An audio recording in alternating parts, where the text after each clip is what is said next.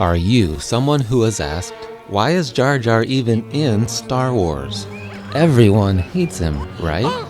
Though he is probably the most heavily criticized and maligned characters in the Star Wars universe, and one of the biggest risks George Lucas took in Episode 1. What if I told you, no, not everyone hates Jar Jar? How could that be, you ask? He's too annoying and unnecessary, you say? Well, if you think so, you're not alone. Even most of the characters in the film acknowledge this. I find that Jar Jar creature to be a little odd. Why do I sense we've picked up another pathetic life form? But what if I also told you, while he can be annoying, it's not without purpose. Many purposes, in fact.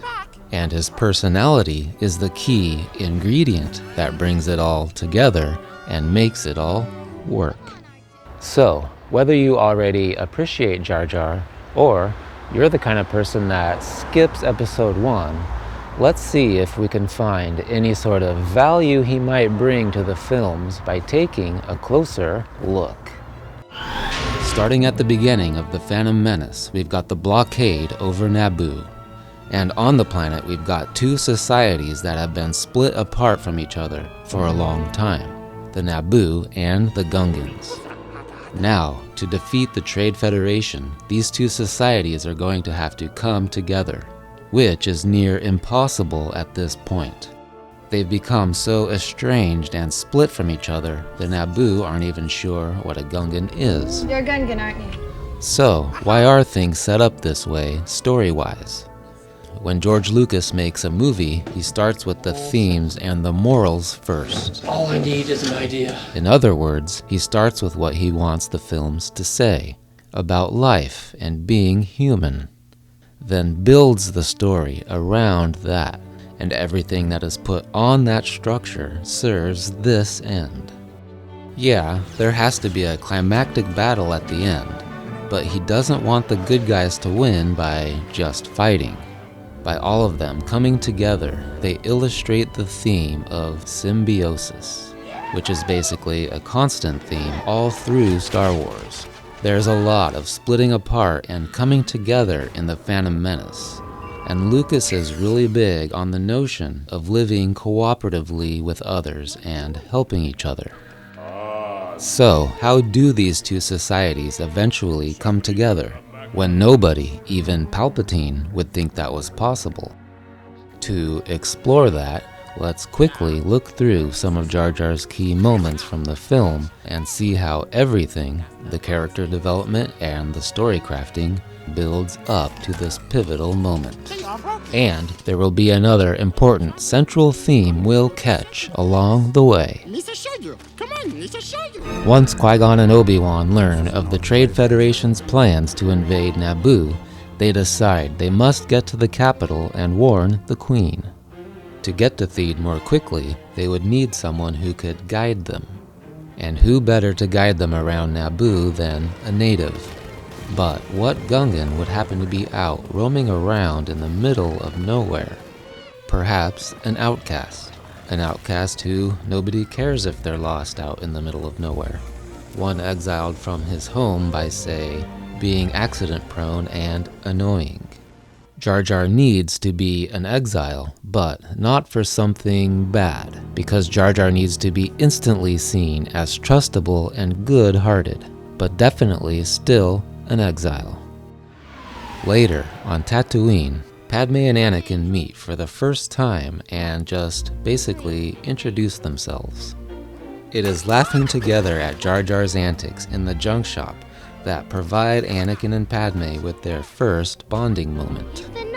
But it's short-lived, because when Qui-Gon and Watto reach an impasse, Qui-Gon and his group leave to continue their search elsewhere. It's only later that day that Qui-Gon and Anakin are reunited out in the streets, which happened because Jar Jar caused a scene by being his clumsy and clueless self. And soon after, Qui-Gon grabs Jar Jar's tongue after mentioning Jedi reflexes, which prompts Anakin to ask Qui-Gon if he himself is a Jedi. which then leads to the conversation of Anakin helping them obtain the parts they need. So, I think it's obvious that so far in the movie, it is Jar Jar who serves as what you could call the binding agent whenever two or more people need to be brought together. Jar Jar is the energy binder of Episode 1. Okay, we can all see that. But what's important is how he does this. Because he's a socially inept outcast and a klutz that accidentally causes big public scenes that people laugh at. This is using characterization to shape the story and drive pivotal events. His importance in the film so far can't be emphasized enough, which eventually leads us up to Jar Jar's biggest moment. Now, here, we not only have this prestigious queen in a formal setting, but she is obviously deep in thought as the realization hits her of just how hopeless the situation is beginning to look for her people. And the bottom line is, the only hope for defending her planet is for her to learn about the Gungan army. And she could only learn about this from a Gungan, right? But it can't just be any ordinary Gungan. Yes, it has to be the socially inept one. It has to be this particular one who has been tagging along since the beginning.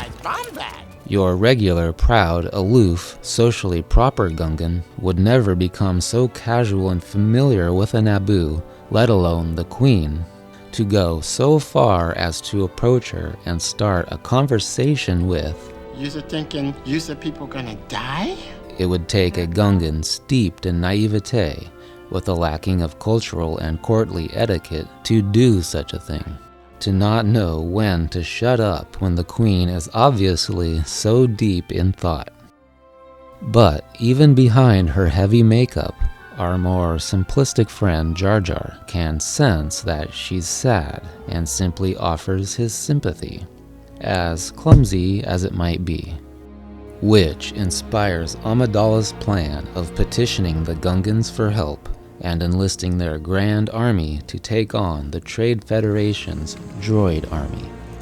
Mentioning the Gungan army is a cornerstone moment, and everything about Jar Jar should be in service to this. Basically, the ubiquitous tag-along thing needs to happen. He can't just randomly and conveniently be standing next to Padme during her darkest hour. For this scene to work organically, everything about their characters needs to consistently lead up to this moment. Some people would like to cut Jar Jar's scenes, but that only makes it too wonky to have it be the character who suggests the idea that saves the day, be the one who disappeared for half the movie, only to show up at the convenient moment he needed to. So his necessity for adequate screen time is baked in. And this is why it's also appropriate to establish Jar Jar's unique, quirky carriage as it is. Socially inept and annoying, but sympathetic and innocent. In a well-written story, everything a character does will be consistent with their personality and disposition. It would be incongruent for a normal acting character to suddenly be so oblivious to social cues as to even broach this topic to the Queen. I hope not. And personality traits are a big part of what the plot hinges on. They establish motives and justify the forward, unfolding movement of the story. And they are often the setup for the payoffs. Warriors. And from the very beginning, we see Jar Jar's character being built up in such a way that it drives the plot towards this crucial scene and justifies the mechanics of this pivotal turning point. But still, why is he so annoying? Why do we need to have these moments? Nothing about Jar Jar is random or just silly for its own sake. And if anything about him was different, you can't have this moment. His personality not only serves this moment, but also the themes. Which leads us to the other big theme. We are getting results. Annoying is subjective, and that's fine. But don't throw the youngling out with the bantha water. See the purpose in it. His goofy personality and grating patheticness isn't an accident, nor is it just for kicks. He's supposed to be seen as silly and worthless. That's the point, which serves to portray another fundamental motif central in the Phantom Menace: the fact that he's not worthless. The other theme Lucas is trying to drive home here is that even unwanted misfits can have something valuable to offer, and can be heroes too. That finding the key help and hope that makes all the difference can come from unlikely sources. These, of course, are staples of the Star Wars saga. The whiny farm boy, silly Yoda, and the Ewoks have been telling us since the 80s not to judge beings by their cover, and that you can't measure someone's worth by their size or demeanor. And this forms one of the pillars of Episode 1, the message that the naive and pure heart of the little insignificant ones can sometimes be stronger than entire armies of high-tech machines, which is empowering for kids who often feel like underdogs. Jar Jar represents the underdogs and the misunderstood. Come on, we've all been that person. I mean, admit it, there's a little Jar Jar inside all of us. Qui-Gon found Jar Jar and Anakin and brought them along because he saw their value while others protested. Even though Qui-Gon was also annoyed by Jar Jar, he understood that he could serve an important purpose. Everyone thinks Qui-Gon is a great Jedi, and if he saw the value in Jar Jar, so can you. And I mean, how do you treat people like Jar Jar in real life? And in the interest of illustrating these themes, Lucas plugged Jar Jar's scenes in as an integrated element that serves to interweave the themes and move the story along. Jar Jar needs to be weird and have adequate screen time. Everything he does all adds up to serving an important purpose, and you can't have him just conveniently pop up in the moments he's needed. A bit like Gollum, the ubiquitous tag-along aspect is what works best. It's like Jar Jar is the rhythm of Episode 1. And if you go ripping out the circuit boards or restructuring the movie, you remove the vital threads he adds to the tapestry of the film's structure and themes. Nor is it an accident that Jar Jar's presence diminishes as the trilogy rolls along. And no, it's not in response to backlash either. Lucas even titled the first draft of Episode 2, Jar Jar's Great Adventure, as a knowing, ironic joke, but still, he wasn't ashamed of Jar Jar. What happens throughout the prequel trilogy is that we see the innocence, purity, and exuberance that Jar Jar personifies slowly ebb away from the galaxy as it gradually falls under Palpatine's dark influence, until he finally crushes it completely, making it into his military-industrial complex. As my friend Cryogenic says, Jar Jar and the Phantom Menace as a whole amplify the significance of where the prequel trilogy ends up, and many people, even prequel detractors, seem very adoring of the prequel's final destination. But in order to experience its true depth and dark majesty, you need the Phantom Menace and Jar Jar. The fact that Jar Jar feels like he's everywhere and then, suddenly, nowhere, is one of the prequel trilogy's most poignant statements. Furthermore, as George's mentor Joseph Campbell states, tragedy is the shattering of the forms and of our attachment to the forms. Comedy is the wild and careless, inexhaustible joy of life, invincible. Thus, the two are the terms of a single mythological theme and experience which includes them both, which together constitute the totality of the revelation that is life, and which the individual must know and love if he is to be purged. It is the business of mythology proper and of the fairy tale to reveal the specific dangers and techniques of the dark interior way from tragedy to comedy. So, to paraphrase Joseph Campbell, comedy and tragedy comprise two equal parts of a whole, which is the experience of life. Myths, as guides, help us to both purge the sorrow and to rejoice in the joys of our own lives.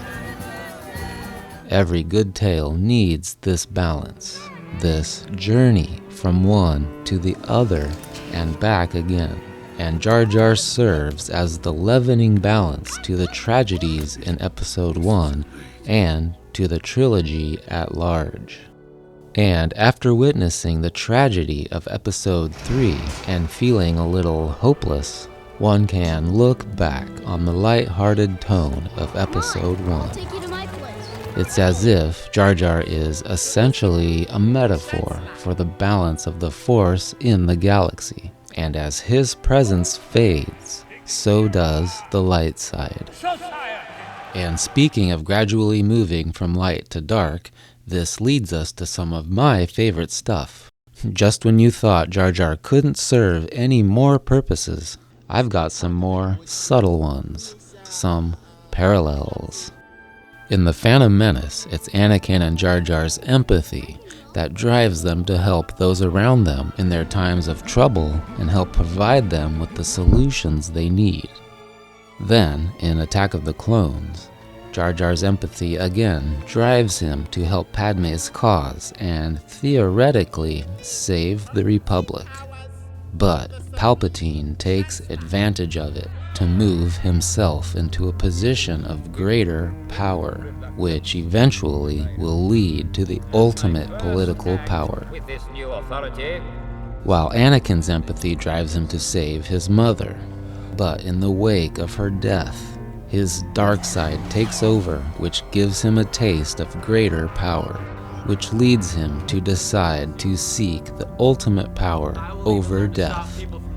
And right here in Episode 2, it's noteworthy that Jar Jar and Anakin become corrupted at the same time. This is the moment of innocence lost. Anakin massacres the Tuskens, creating a split in his own psyche, just as Jar Jar is inadvertently helping Palpatine split the galaxy in two. It's like Jar Jar is not only Padme's political representative, he's also Anakin's metaphysical representative. And now Anakin, he's a real misfit amongst the Jedi, having lived with his mother until the age of 10. And like the amphibious Jar Jar, Anakin is now a being who lives his life in two worlds, that of a regular person and that of a Jedi. Forgive me, Master. Jar Jar is impulsive and instinctual. He has no inhibitions. He's awkward but authentic. He also has a heart for helping those in need. He's an innocent creature living an uneventful life who gets swept up in a grand adventure of galactic importance. Again, a lot like Anakin. And I don't think the trilogy would function properly the way Lucas intended without him in it, just the way he is. Everything about Jar Jar is intentional. His character plays an important role throughout the film, and his personality is the key ingredient to make it work. In a world of pretense and facade, he's a walking ball of pure, authentic honesty. And Jar Jar stands in stark contrast to Qui-Gon's grace, elegance, confidence, wisdom, and rugged charm as his perfect foil. thus enhancing Qui-Gon's characteristics all the more. I'll take that bet. Okay, fine, he can be in the film, but tone him down. Tone Jar Jar down? You really have to crank the clumsy misfit factor up to 11. Again, he needs to be weird. But is this where George got a bit too exuberant with the visual effects innovation? Perhaps. Let's listen to what he has to say. Now that I had a character who was free to run and jump and have expression and act, there was a certain exuberance that I knew was going to be tied to that character, just in my own exuberance of being able to have a character free enough to do things with. And I say, yeah, why not challenge yourself and go all out to push what the technology is capable of? We all know what it's like to finally have something you've been wanting for years. Might as well go all out goofy Buster Keaton. Seems like it would be a wasted opportunity to feature the first fully CGI animated supporting character with new technology just to have him stand around and be normal. Annoying is subjective, but when you can laugh along with him and see the purpose behind it all and how it all fits together, hopefully it can all add up to just appreciating him. It's fine if Jar Jar doesn't meet one's tastes, but at least try to look at the big picture before poo-doing things. And hopefully more people will begin to see how Jar Jar is the key to all of this. Jar Jar, maybe it's this place, but you're starting to make sense to me. And a klutz that